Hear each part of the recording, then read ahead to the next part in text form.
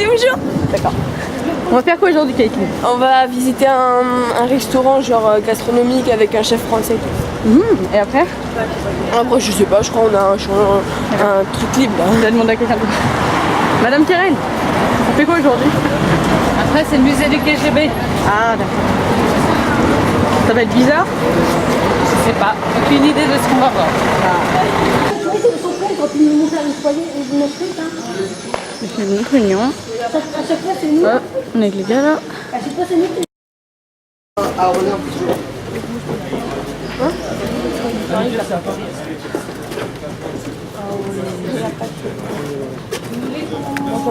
J'ai jamais mis à l'envers, je crois. Ça va en fait, si je mets ça, ça va aller. D'accord.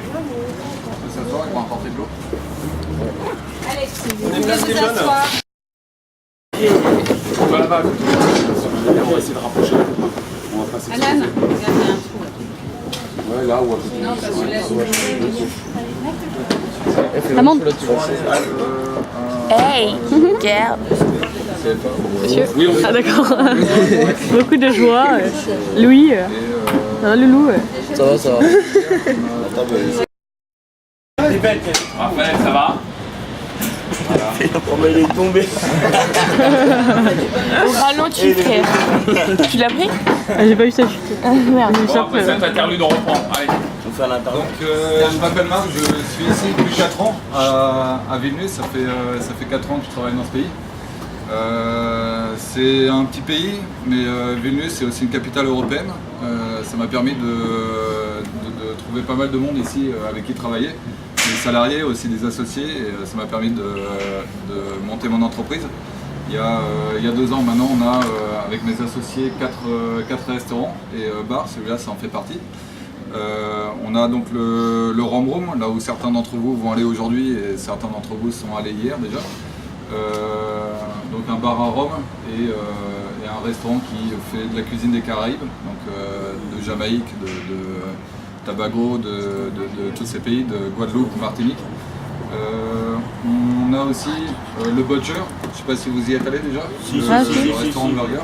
Hier aussi, finalement. En fait, On a été partagé sur 2 groupes, il y en avait un Butcher et un. Aujourd'hui, chez nous, on va au Butcher. Qu'est-ce que vous avez pensé du Butcher?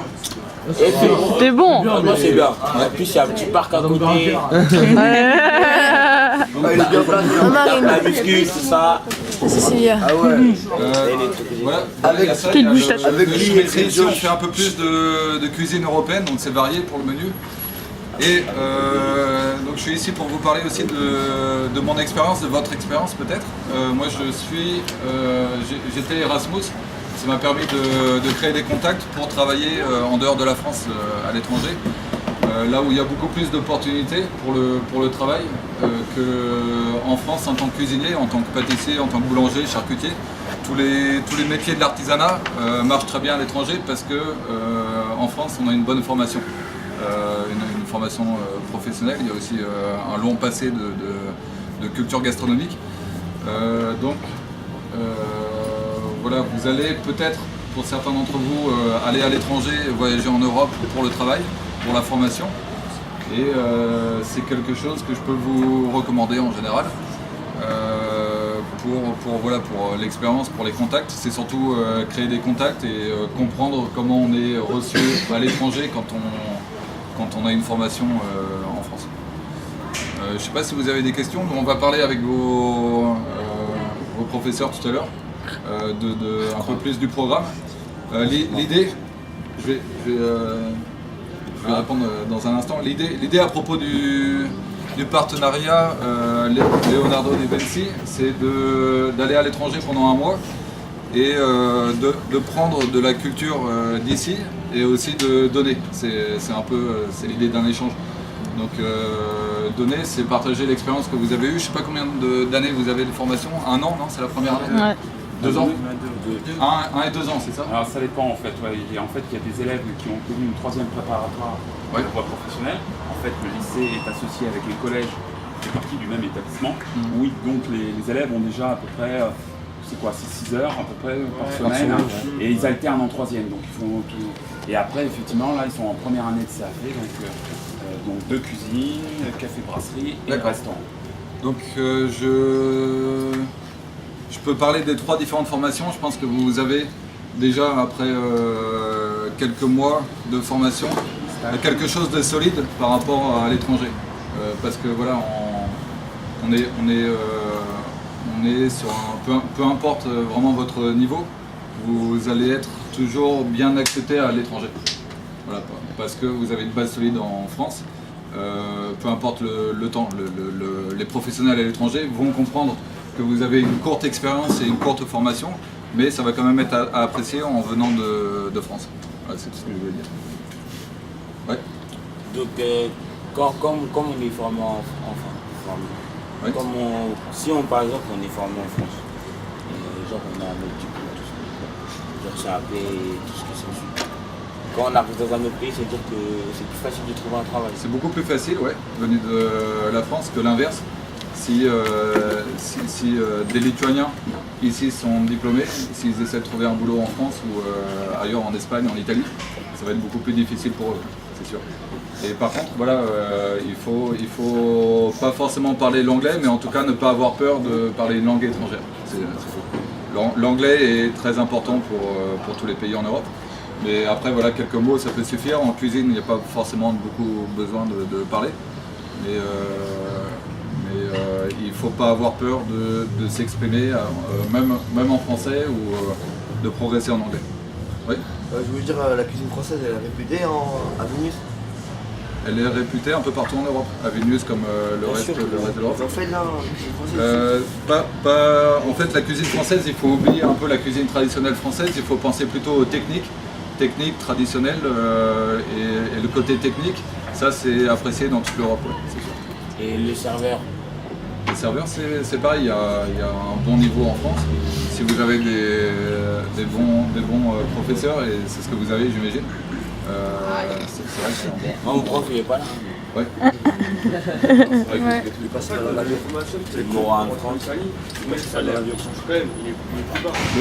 Le salaire est plus bas, c'est sûr. Par contre, tu peux arriver à un salaire bien plus confortable qu'en France plus rapidement. C'est ce qui m'est arrivé.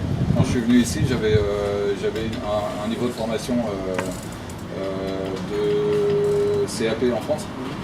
Et j'ai pu ouvrir un restaurant bien plus rapidement parce que j'avais plus d'opportunités. Donc le salaire de base, il est bien plus bas que le salaire de base en France, que le SMIC en France. Par contre, voilà, tu peux progresser bien plus rapidement. En un an, 2 ans, 3 ans, avec de la motivation, avec un peu d'expérience et une bonne formation, tu peux progresser beaucoup plus rapidement. Oui. Et après, vous pouvez plus voir votre famille si vous avez... Après, voilà, c'est un choix. Tu peux décider d'oublier ta famille pendant quelques mois, ce qui n'est pas énorme, et de les voir quand même tous les 3 mois, 4 mois, 6 mois, peu importe, rentrer les voir. Après, c'est un choix aussi de 1 an, 2 ans, où tu peux progresser à l'étranger et rentrer en France avec cette expérience, où tu peux dire, voilà, j'ai été à des postes avec des responsabilités, où j'ai beaucoup appris à l'étranger. C'est quelque chose de personnel aussi. C'est faire évoluer soi-même. C'est pas qu'une carrière, c'est aussi beaucoup de découvertes, d'échanges de culture à l'étranger. Ouais. Votre famille est en France ou il y a quelques gens qui parlent de votre famille? Ma famille est en France. Ouais. Ma famille en France. Ça fait 4 ans et demi que j'habite ici, donc j'ai aussi une femme et je penserai ma famille ici. Donc votre femme est lituanienne ou française? Ouais, je suis lituanien.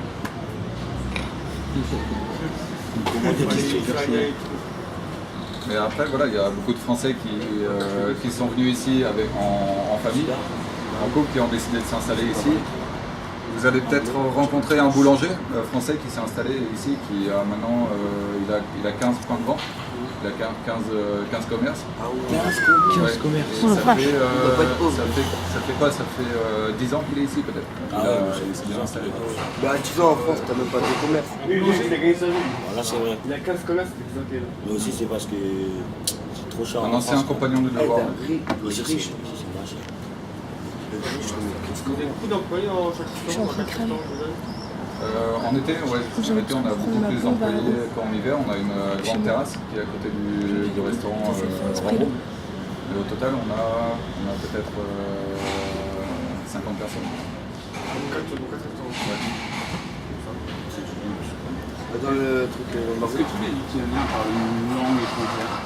Ils parlent tous anglais, beaucoup russe, en plus du lituanien, et un peu français. Très peu français, mais ça arrive. On en a rencontré. Ouais, hier on a rencontré un Lituanien qui parlait un peu français. Ouais, ça arrive, mais dans tous les cas, ils parlent tous anglais et lituanien. Donc voilà. C'est important de travailler, oui. Mineral 4, c'est un peu c'est pauvre ou c'est une des grandes villes de la capitale? Vilnius, donc c'est la capitale ici, et c'est très riche comparé au reste du pays. Ouais, ça se voit. On a vu des quartiers, on a fait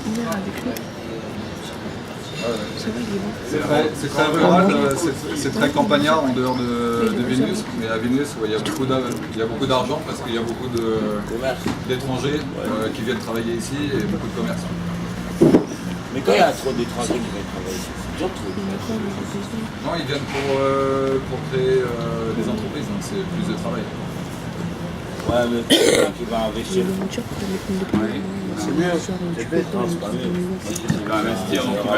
En fait, les conditions d'ouverture d'un établissement, vous me corrigez, sont beaucoup moins administratives, d'accord, qu'en France. Vous arrivez certainement à ouvrir. Après, c'est un choix, enfin voilà, ce sont des... Voilà, on n'a pas la même histoire, c'est difficilement comparable.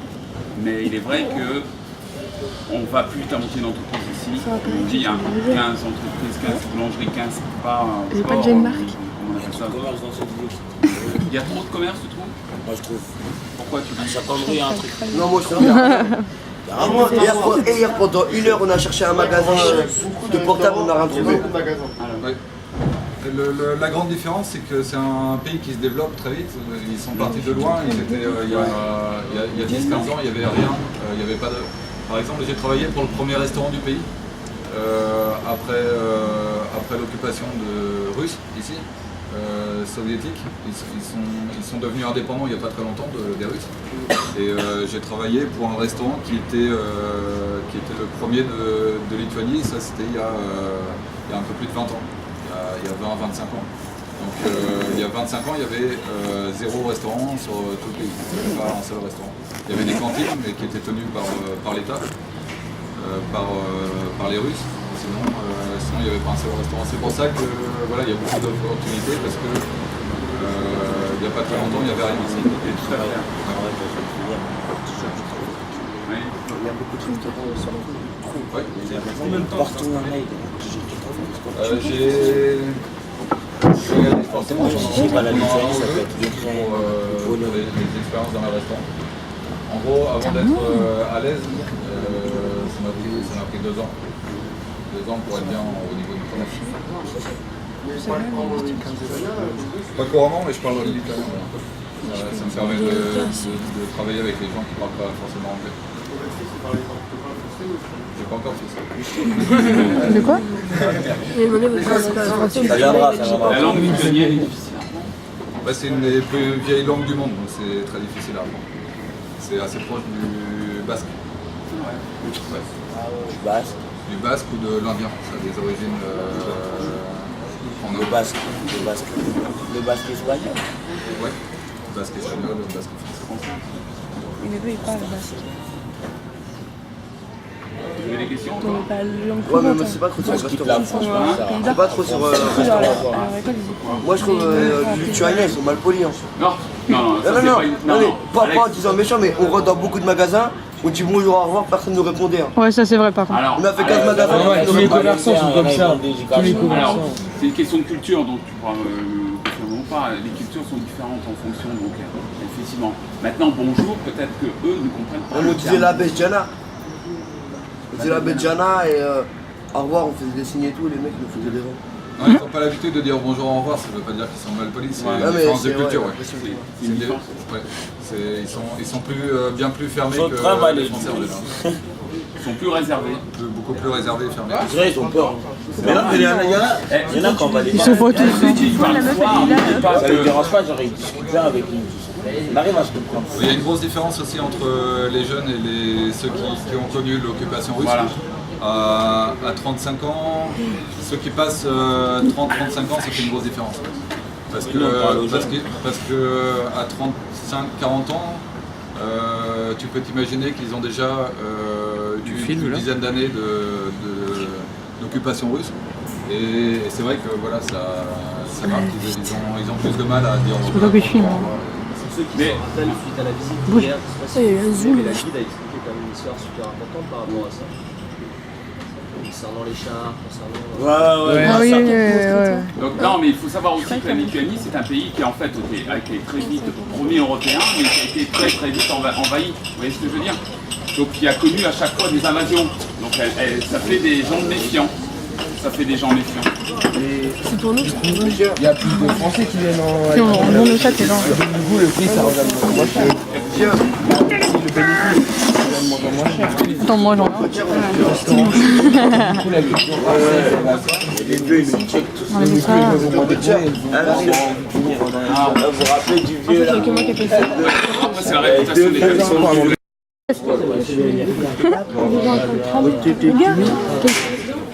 c'est bien, vous, monsieur? J'ai une marque. C'est bien, mon frère, s'il vous plaît. Mon pote, appelle le laine. Bien. Ah, ça change, ils ont mis de l'orange. Ah ouais, j'ai oublié de demander. Ah monsieur, oui monsieur, j'aimerais savoir pourquoi vous mettez du sucre dans l'eau. Pas bon. Non, j'ai pas dit que ça ne bougeait pas. T'as dit que c'est qu'est-ce qui m'a dit que c'est pas bon? Alex, sur la Dans tous les restaurants, c'est 100 euros. C'est un peu cash. Non, nous, hier, on avait que de l'eau. Non. Il y avait que de l'eau. Alors. Ça va, Cécilia? Ça va, ça va. La pauvre, elle est choquée de sa vie. Vas-y, vas-y. Dis quoi c'est? Vas-y, bah, c'est bien.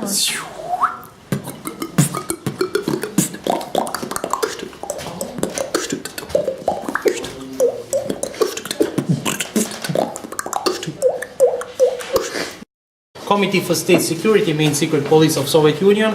This building was built in 1899 and originally it was used as a courthouse. But in the 1940s, when Lithuania was occupied by Soviets, they used this prison like a prison for all those who were against Soviet regime, for those partisans, for those dissidents.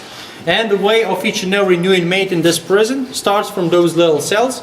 The new prisoner is locked in those cells only for 1 hour while these officers are checking his or her documents. When the documents are checked, new prisoner is taken into this side room. This room is for taking all the personal belongings, and after taking all the personal belongings, prisoner is taken there for picturing and for taking fingerprints. And after those first procedures, new prisoner is sent to one of the cells of this prison. Now please follow me, we're going to one of those cells. I have just to translate because I'm not sure that I understand. Okay. Donc vous êtes dans la prison la vraie prison du KGB, c'est pas qu'un vrai musée. On va avoir quoi?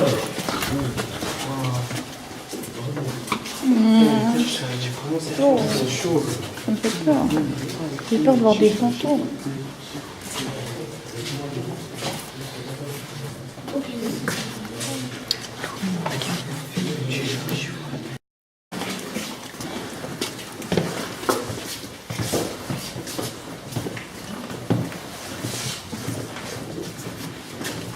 Arrête, Tony, putain.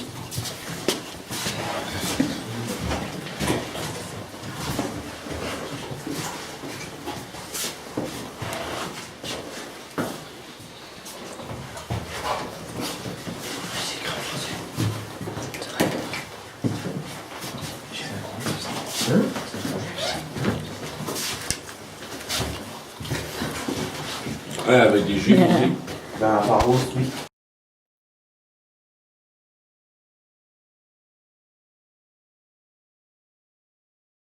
And during those years, Lithuanian Jews were killed. Lithuanian Jewish people. Yeah, Jews, and it was about 200,000 Lithuanian Jews. 200,000. Not in this building, but all around the territory of Lithuania. Vous avez remarqué que ce sont des prisons qui étaient destinées. C'est les nazis qui occupaient ces locaux. Avant les Russes, c'était les nazis, puisque en 1940, 1941, quand il faut le droit. Yeah, 1941, 1944. Ah, c'est le Carolinien, c'était les Russes. Et les Carolinens à 45, Deuxième Guerre mondiale, c'était les nazis qui étaient ici. Les fous, les cinglés, ils étaient pas, ils les tuaient. Le KGB c'est allemand. Non, KGB c'est russe, Gestapo c'est allemand. Le KGB s'occupait des dissidents contre les Russes. La Gestapo s'occupait des Juifs, des Roms, des fous et des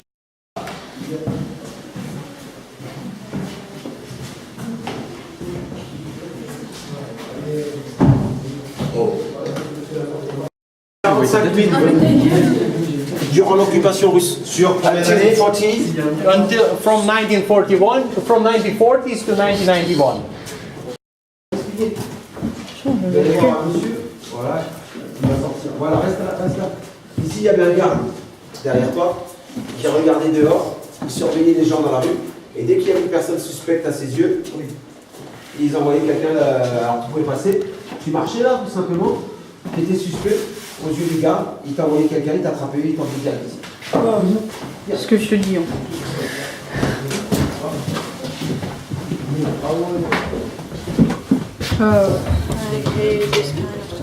Putain, genre. En fait, ils ne pouvaient pas contrôler même la température, c'est le garde derrière qui s'occupait de contrôler la température. C'est-à-dire des fois ils mettaient l'eau super chaude, des fois l'eau super froide. Voilà, c'est ça. Donc, en gros, c'est un et ça, c'est trop fort. Viens voir. gros bâtard. Pardon, les filles. T'as dit quoi, Marine? J'ai dit qu'en fait ils contrôlaient. C'est pas les gens qui contrôlaient eux-mêmes les douches, c'est les gardes derrière la porte. Donc en fait ils mettaient soit chaud, soit froid, comme ils. T'es bien fait, douche. On y va? Avancez, les gars. Là-haut, il y a quoi? Monsieur, il y a quoi là-haut? Ah bon, on va y passer, on va y passer. Alors, avancez, suivez le monsieur, ne vous inquiétez pas, on viendra sur nos pas, si c'est nécessaire. Tout est guidé. Elles sont les trucs de torture. Ça va venir.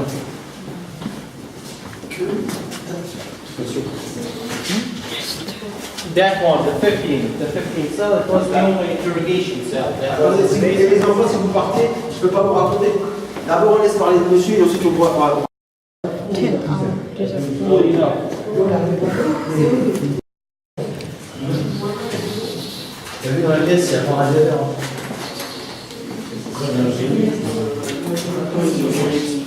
Were killed in action while fighting against Soviet army. Their bodies were not buried. These bodies were taken to a truck, and that truck was heading to the nearest town.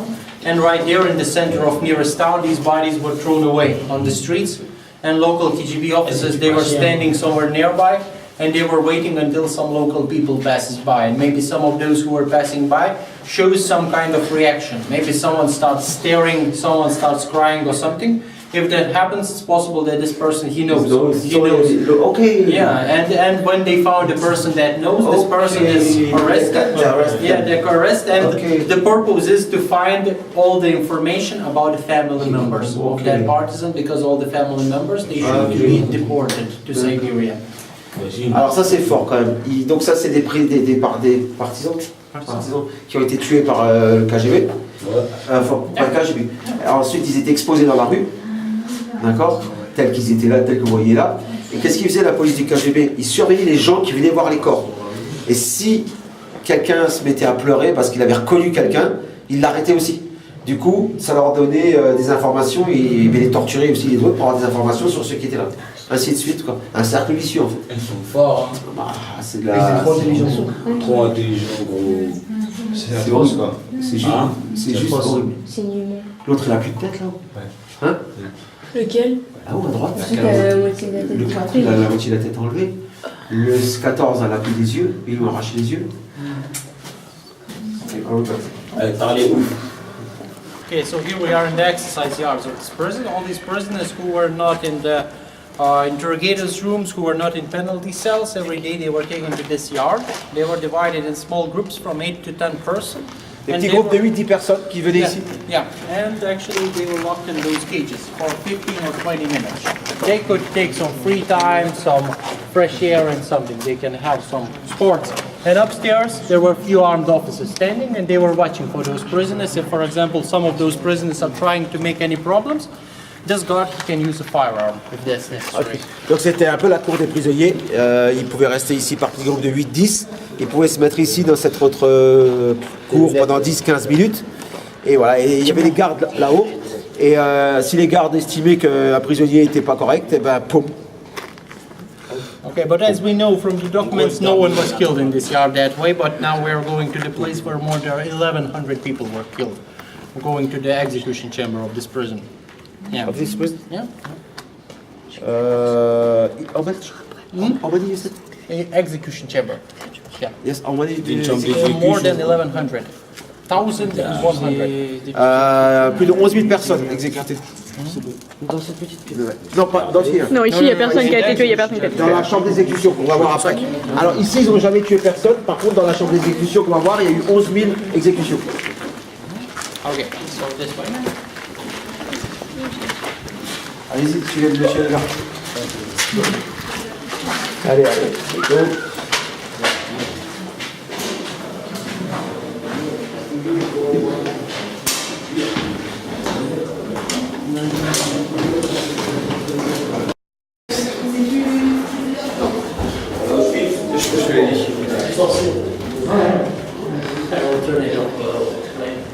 Okay.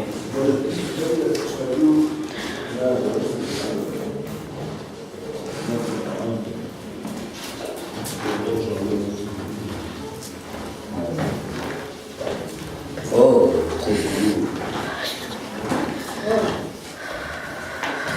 c'est ici la chambre de torture. Oui. D'exécution, on ne demande pas de torture. Ah, exécution. Chamber execution. Le prisonnier était amené dans cette pièce-là. Dans cette pièce-là, les gardiens faisaient un dernier checkpoint sur ces documents pour être certains que ce soit les bons. Une fois que c'était confirmé, il était amené ici. Il était abattu par un garde, par un pistolet. Ensuite, quand il était mort, on le ramenait, on le traînait jusqu'à ici. Son corps était évacué comme une bête par ici. Là, il y a un camion qui l'attendait.